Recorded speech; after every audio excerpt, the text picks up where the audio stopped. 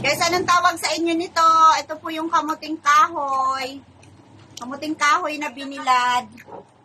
Ayan, lalagyan po natin ng chocolate. Para siya may lasa. Yan, chocolate lang muna. At pwede din po asukal lang ilagay nyo dito. O di kaya ay condense. Ayan, dahil chocolate po ang available. Chocolate lang po ang ating ilalagay. O, diba? Ito yung guys, oh.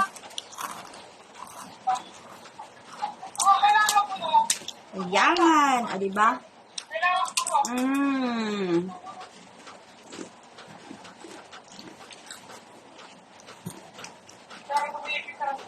Harap. First time kong gumawa nito, guys.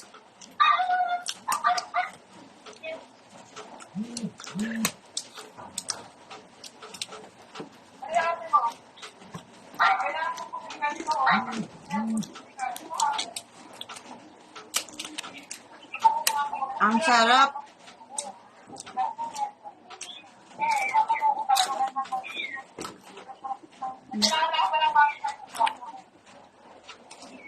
Pwede din to guys, yung walang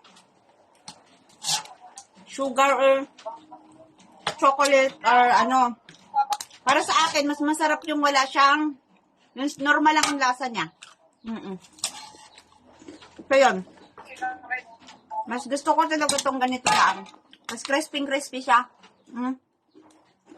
Ayan ah. Pero ito kamuting kahoy guys. Diba?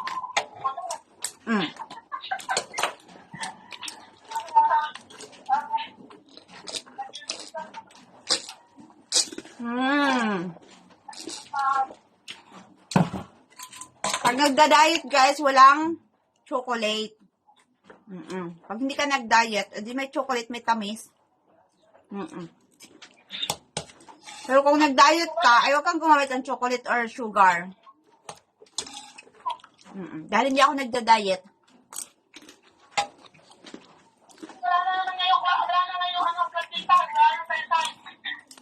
O, diba?